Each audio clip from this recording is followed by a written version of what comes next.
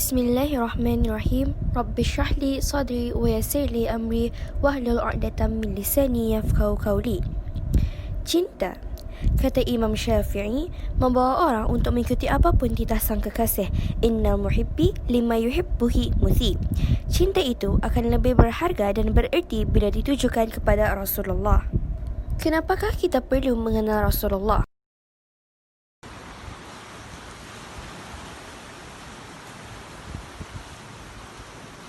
Astaghfirullahaladzim. Assalamualaikum ya Ukti. Kenapa? Apa dia di sini? Kita salah kata apa?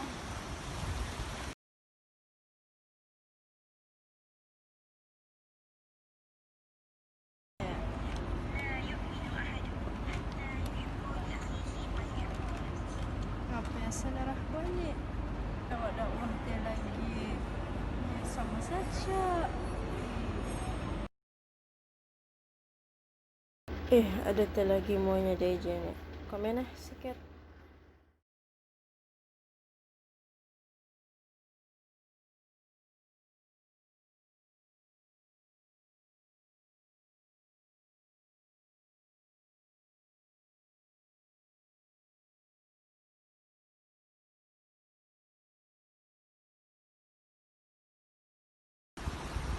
Aku baru sadar lah salah aku.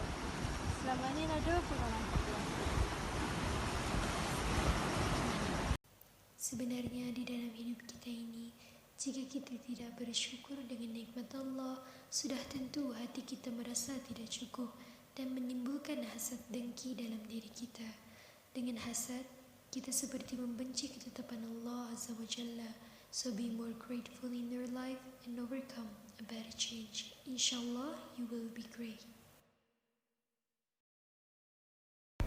Ya ayyuhal mu'minin wal mu'minat, seperti yang kita ni ketahui, banyak dugaan yang Rasulullah hadapi sepanjang baginda menyampaikan dakwah. Antaranya, ajaran Nabi Muhammad ditolak.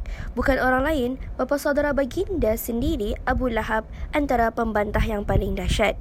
Ketika mana baginda menyampaikan dakwah secara terang-terangan kepada kaum kerabatnya, Abu Lahab menceritakan pelbagai kisah penghinaan mengenai baginda. Pembantahan Abu Lahab kononnya mewakili kaum kerabat Nabi dan mewakili masyarakat Quraisy yang digambarkan menolak ajaran berkenaan.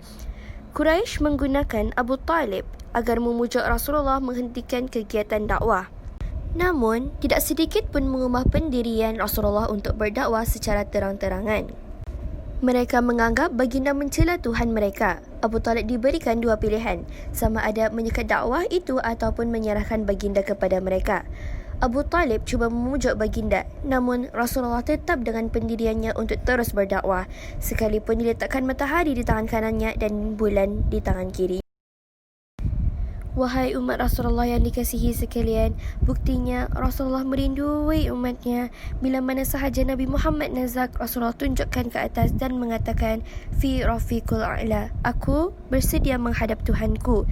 Tetapi sebelum dan akhir kalimah Rasulullah katakan, Rasulullah berdoa dan doa yang didengar oleh para sahabat oleh Jibril alaihi salam ketika itu.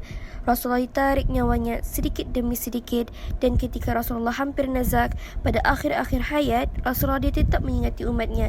Dan apabila malaikat maut menarik akan rohnya Rasulullah, Rasulullah tidak mengatakan, wahai malaikat, minta izin kepada Allah, ringankanlah. Akan tetapi Rasulullah redha. Tetapi dalam redha baginda mengatakan, Ya Allah, jangan engkau rasakan sakitku pada masa ini kepada umatku, Ya Allah. Akhir hayat Rasulullah sebelum ditarik nyawanya adalah umatnya, iaitu kita semua. Rasulullah katakan dia rindu kepada sahabatnya, dan sahabat pun berkata, kami ya Rasulullah. Kata Rasulullah, bukan, aku rindu sahabatku yang bila mana tidak pernah melihatku sekalipun tetapi cintanya kepadaku teramat tinggi. Aku rindu kepada sahabatku yang tidak pernah melihatku walau sesaat tetapi imannya terhadapku amat tinggi. Itulah kita semua. Semoga semua mukminin dan mukminat, terutamanya yang menyampaikan sepotong ayat daripada Rasulullah, akan dapat lalu depan makam Rasulullah. Dan bila mana kita lalu depan makam Rasulullah, kita menundukkan kepala dan katakan, Ya Rasulullah, Assalamualaikum ya Rasulullah. Kami datang ya Rasulullah, kami datang ya Rasulullah, kami datang ya Rasulullah. Biar Rasulullah kenal muka kita seorang demi seorang supaya Rasulullah tahu kita merinduinya. Ya Rasulullah,